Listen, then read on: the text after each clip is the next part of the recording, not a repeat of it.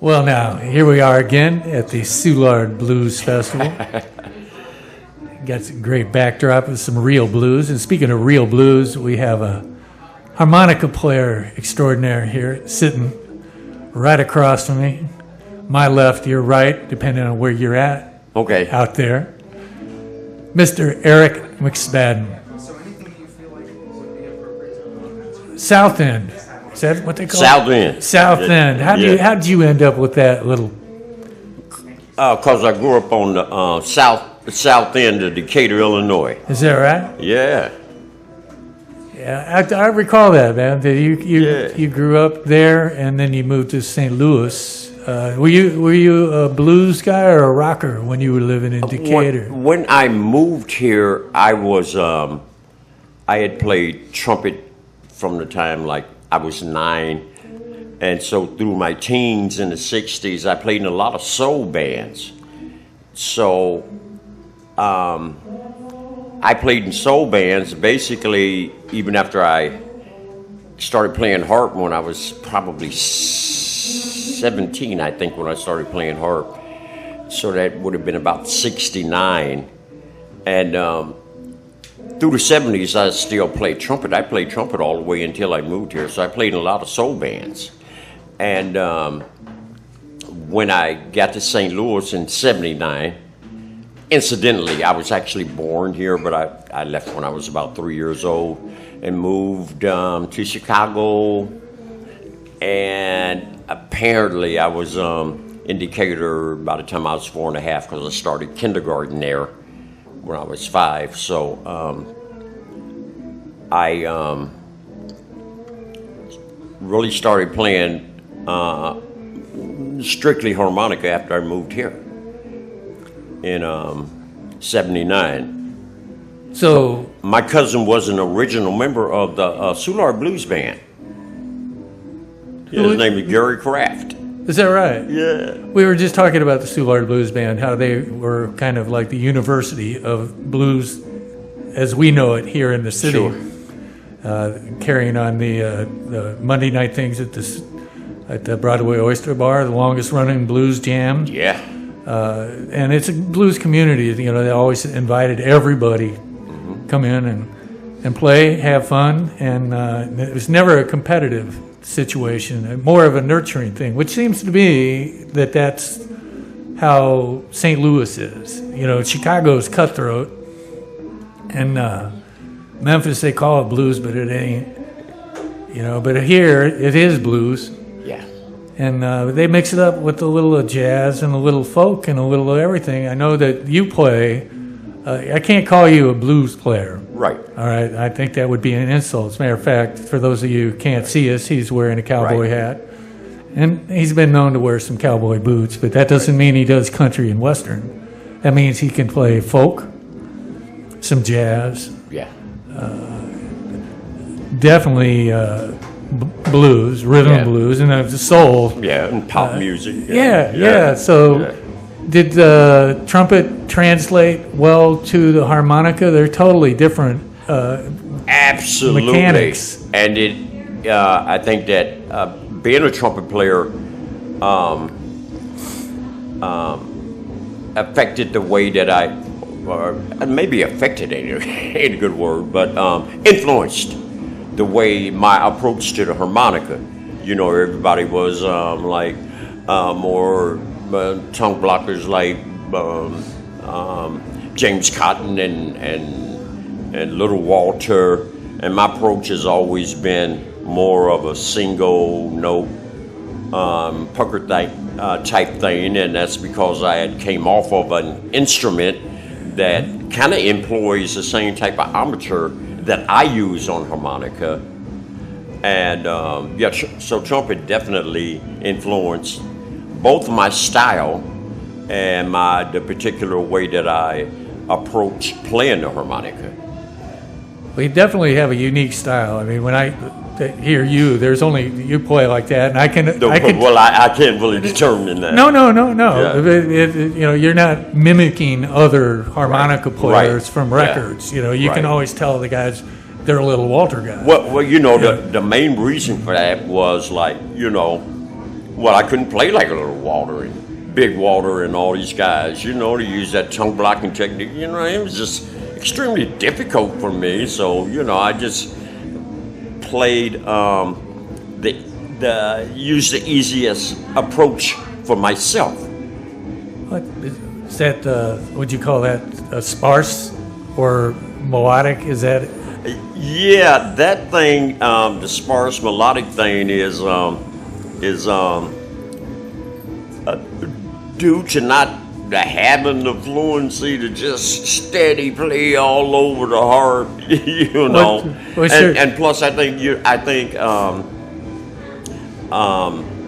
the sparse thing teaches you melody real well, and it also teaches you phrasing. And phrasing is very important in music. Well, you know? I think that's why you're always welcome on other musicians' stages, all right? Because it ain't about you; it's about the song and the music and where I can fit in.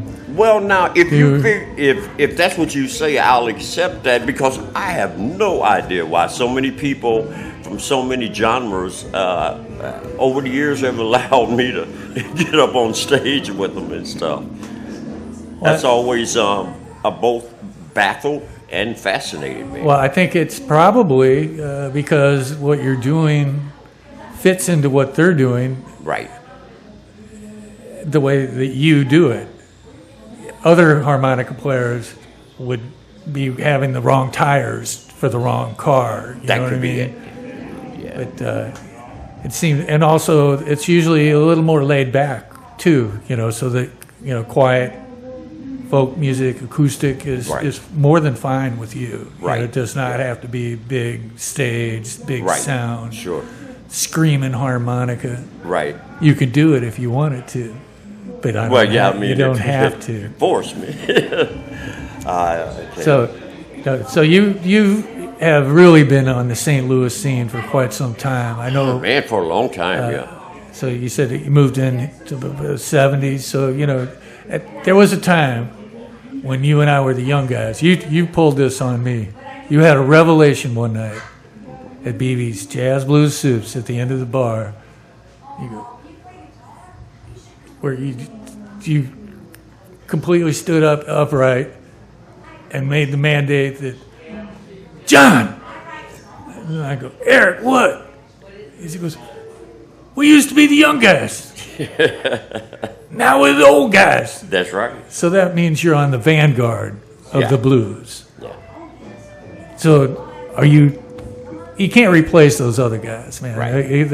Nobody could get in Big George's shoes anyway, even if they tried. But all those cats, were they actually influenced to you? I don't hear it. I hear it more of a respect of their styles, because all of their styles were totally different than what you do. I think as a musician, as a harmonica player, I was less influenced by other harmonica players than I was, say, guitar players and piano players and stuff. So, and then being a former horn player, my approach was more the way a guitar player would approach the blues, or the way a piano player would approach the blues, or a horn player. So you're when you're playing rhythm on a harmonica, you're playing horn lines? Well, when I'm playing leads, a lot of times I'm actually kind of playing horn lines and stuff. Really? Or a guitar line, or a piano lick that I heard. Well, I know that guitar leads were stealing from the horn players. Yeah, sure. That's where they came from. So they stole from the horn. So maybe that's what you're doing on the harmonica. You're stealing a little bit from the horns, and that makes a lot of sense. Right. I never knew that you were a trumpet player. But for a very can long you still time. play I one? started when I was 9. Can you still play one? No, absolutely not. Miles McSpadden. Yeah. It's got a ring to it. Maybe before you check out, you'll switch over a little bit again. Yeah. That would be fun. See you at a harmonica show and whip out that trumpet. No, I don't think I'm going to try to play trumpet anymore. Yeah. Well, what do you want to do with the rest of your life as a blues man? You going to do any recording, or what are your goals? You know, I'm open to about anything. You know, I would do a blues album. I'd do a country album. I'd do a folk, pop, anything but rap. You know. I'm with you on that one. I'm here to tell you. Yeah, I mean, you know, but as far as blues and stuff, yeah, I'll continue to. On that note, there's a lot more recording going on now because the technologies come to everyone. But do you enjoy the recording aspects of playing music? You know, it's kind of weird when you listen to yourself later.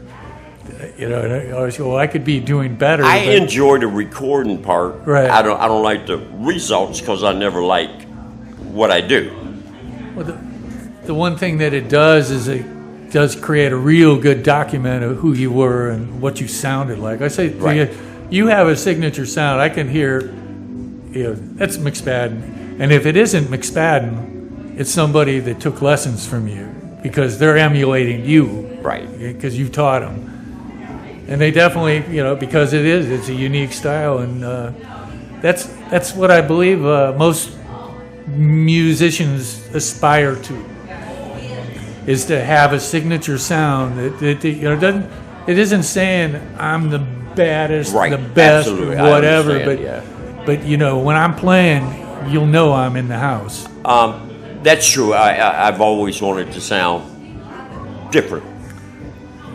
Well, I think you've achieved that goal, and I hope you achieve many more, man. Going onward with the life of bluesman. You got a few years left in you, don't you? You're not that old yet, are you? I'm older than you. Well, you'll always be, by a significant number of years. You'll always be older than me, and we're all moving in the same direction. But I hope that we can continue listening to Eric McSpadden, especially in this town, St. Louis. And you live in Soulard, so you must be part of the Soulard blues scene. Yeah, I go out and see music in my neighborhood all the time. I don't care what it is. Right. You know, I even go to the open mics, you know, and most of the people are terrible. But that's why I go, because I enjoy listening to them, you know, because they the future. Well, I think everybody sounded bad when they first started. Huh? Everybody sounds bad when they first start. It's sure. whether or not Yeah. you know, you want to put in the work, right, and find out who you are, really. So anybody playing in Soulard, man, I mean, I'll go see them. I'll go see the country acts, and I'll go see John McVeigh a lot of time on Wednesdays because he plays right after me and Margaret. Yeah. And I go to 1860s and hang out there and check out the bands and go to the open mic down. I don't play at the open mics, but I do go and sit and hang out, and you know.